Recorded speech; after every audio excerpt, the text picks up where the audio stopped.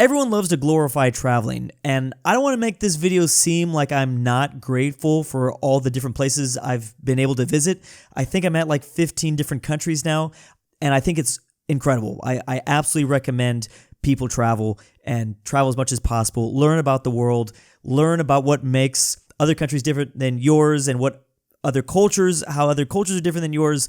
But here are some of the things I hate most. These are 5 things that I really despise about travel, and maybe something just to keep in mind for your next travel. You can't always fix these things. Sometimes they're just what is about to happen. And I just kind of felt like I wanted to rant today. So number one, this isn't necessarily in order, but number one of the things I really don't like about traveling, and this can be in any part of the world, this whole list pretty much counts for whatever continent you're going to. I despise the journey from the airport to my hotel or Airbnb. That is always one of the worst parts of the entire thing. I think part of it is I mean, I don't get good sleep on planes. I don't know too many people that do. I know there are the rare instances where people can sleep on planes, but sometimes you have to wake up early the night before. You're kind of exhausted at that point. If you had to check in luggage, you got to get your luggage. But I've noticed it, like, every country has a different policy. Every country, sometimes every city itself has a different policy on taxis and Ubers or Lyfts, or they have their own ride-sharing app. This might be the biggest thing I dread about no matter where I'm going to. And then there are certain countries that have way more chaos outside of the airport. I'm talking about when you land in the city that you're going to, in your new whatever country or city of destination, and you have to go and find a way to make it to your stay. Now, if you're renting a car, that's a little bit different. That process still kind of sucks because you got to deal with the car rental places, and I don't really like to do that. That's a little bit icky, but I feel like that's still better than having to deal with the taxis, having to deal with trying to find your Uber. That is the real reason this is on my list. Usually there's enough signs to point to a taxi, but if you're using a ride-sharing app, I mean, even taxis too, each of these categories just has something horrible about it. The taxis, I don't like taxis personally. The only time I will use a taxi is sometimes in this situation, when I have arrived in a new airport that I've never seen before, and I don't know where the ride-sharing app is. Every airport has this weird rule and something weird about where Ubers or ride-sharing apps can pick you up. LAX is one of the worst examples. LAX has you take a bus to the zone where you can use Uber or Lyft. And I think there's a couple other airports that are like that as well. But then you're dealing with a taxi. One of the worst experiences I've ever seen arriving in a new airport and trying to get to my hotel was in Cancun, Mexico. That was horrific. That was just so bad. Like, just being attacked. Not me, but my group ended up getting scammed by the taxi service anyways. Another reason, and that was, I already knew I didn't want to use a taxi, but it still happened. I mean, this is, so there's all these different rules and the tipping and just, that part is so bad. Like, sometimes, now there are incredible places, a lot of them in Europe, where you arrive in the airport and you just take, the public transit, a train, a metro, maybe even a bus to your hotel. That is possible. I love to do that. But then there's also, it's really confusing because, like I said, you have to kind of learn. If you're in a country that doesn't speak English, then you kind of have to figure out that whole process. You see where I'm going with this? It's so complicated. There's so many little messy things. I really wish I just had friends all around the world so I could be like, hey, I'm landing at this airport at this time. Could you come pick me up? Like, that is the most ideal situation. Sometimes, and even in that situation, though, like when I go to New York, where I'll have a friend pick me up, well, then the unfortunate part about that is that we're sitting in like traffic for like an hour and a half. So anyways, just that whole phase of travel is not fun. That is probably the thing I dread the most. But once you get to that hotel room or house that you're staying at or Airbnb, oh man, it's so relaxing. Okay, number 2, the second thing that I really despise about traveling that probably I don't know if people talk about this enough, but I personally do not like accidentally getting trapped in a tourist trap place. Now, this is not going to be for everyone. I know some people love to do the touristy things. I mean, Paris is the number one destination, the number one most traveled to destination in the world. I mean, Paris is literally just, I shouldn't say it's all just touristy things, but a lot of those people are going there for the touristy stuff. And I think it's important for you to visit the touristy stuff. You kind of have to do that for a lot of this, for a lot of these places. If you go to London or, you have to do touristy things, unfortunately. But I kind of just gave away my opinion there.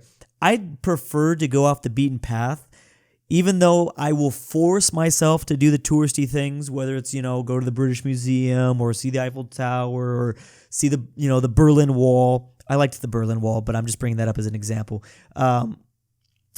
You kind of have to force yourself, but I've landed in certain places and I've accidentally booked Airbnbs or hotels in areas, and I arrived to that area and I realized I'm literally just surrounded by like chain restaurants that I could have just got back in the US, like McDonald's or Taco Bell's, or you know what I mean? Or even like clothing stores. Like when I see a chain that is literally just in the US, I hate it. I'm so bothered by it. And it's weird because though I have visited a lot of those chains in a lot of different countries, and they're very different. They're still different. Like an H&M, for instance, is very different in Germany than it is here in the U.S. Or an H&M, I think in France, is literally like an IKEA. I feel like they sell furniture, if I remember correctly, in Paris. But still, it just is kind of like I don't want to go to a chain, retail store or restaurant if I'm traveling. I want the local cuisine. I want the hole-in-the-wall places.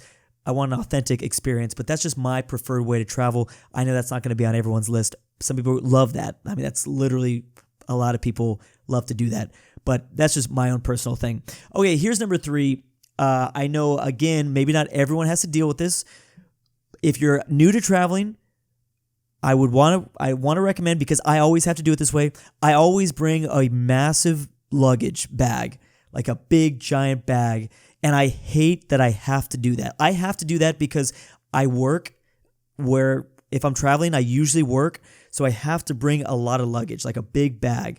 And I I hate it. I hate it so much because the bag is like 50 pounds, like just under 23 kilograms or whatever the limit is. And that sucks so much on like moving days, to make a past reference to, or any sort of, moving day, like to make the way I travel, usually it's like you stay in a place for a couple days and then you move to a new city or you move to a new country or whatever it is. When I go to Europe, it's usually like a week in each country, something along those lines. Those days, which this is part of this goes hand in hand with the first thing, which is why I don't like the journey from the airport to the place, my stay, is because I have this 50-pound bag that I'm pulling along.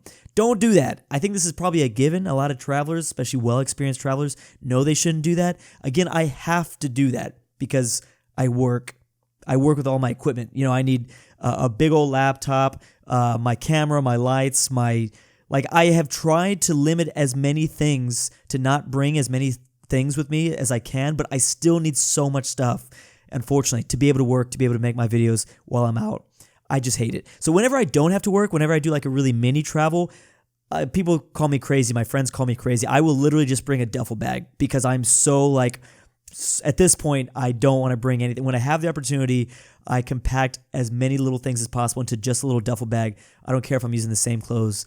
I hate using metros and finding airports and finding Ubers with my 50-pound bag or whatever like that. Yeah, don't do that. That part sucks. Number 4, the thing that I really despise the most about travel, just travel in general, is the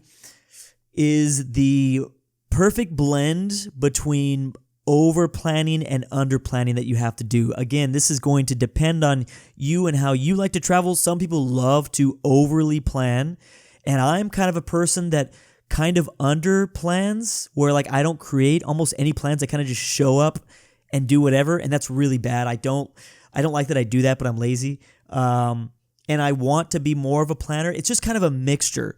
So if I'm traveling solo, I won't plan anything. It's really bad. Maybe I'll plan one day out of a full week.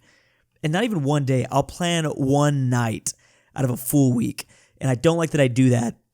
But I also don't, I hate being in a group where like every day is planned. Like I don't want to do that either. You got to find that perfect blend for you. You have to find what type of traveler you are. Kudos to the people that already are they overplan because they like to do that. They like to have agendas every single day. That's awesome. You figured it out. You're good. You can just kind of go with it. Me, as a person that hasn't really figured out the perfect blend for myself, I don't like that I underplan, but I don't like when my group is, super like do. I want at least one day of just kind of like, hey, let's just kind of explore. Let's just kind of let the world, the city take us where we want to go or where it wants us to go. So yeah, that's just an aspect that I'm like, oh man, having to figure out that aspect. The pre-research, especially if it's a country that doesn't speak English, you definitely need to do your research beforehand. And obviously I just said that I don't, so that's kind of a issue here. But okay, so the fifth thing, and this is kind of off topic slightly than the other four, the fifth thing that I hate about traveling is, and maybe I've sounded like it for this whole video, is the people that make travel their entire personality. I see it all the time, and I've been wanting to make a specific video just about this topic. It is so cringe to me at this point. I make videos about the world and I kind of have to reference my travels because I have to go by what I've learned and things like that. But in my everyday life, I really try not to do that because I've come across those people that, took a semester in Italy and now that's all they talk about. I always saw memes about that. I never really witnessed it for myself until I met like other travelers, like on my own travel journeys, like living in hostels or, meeting people just like that, meeting other Americans in Europe or, yeah. And it's like, you can see instantly like, oh my goodness, like that's just who they are, that's just their personality. And there just seems to be, you can see it in like social media. You can see it in certain social media profiles, like, men and women that make their whole identity about all the places they've been and what they've done and what kind of food they've eaten and what kind of activities they've done around the world. That's cool that you're excited, but I gotta admit, it's a little bit tacky. It feels a little annoying. That's just how I be feeling. I'm just like, please, like, it's okay to talk about it. I know you're excited. And I talk about it too much too, I feel. But like I said, in my own personal life, I try not to. I think actually, you know what? I'm going to take that back. I feel like I talk about it a little bit too much. And I try to limit myself because I could so be that girl that took 3 months in Italy and now that's all they talk about. And now they start dressing like the Italian fashion and things like that. If I'm not careful, I could accidentally do that myself. But anyways, been wanting to make that video for a while. Hopefully, I probably will get called out for my own identity being based around travel too, but it happens.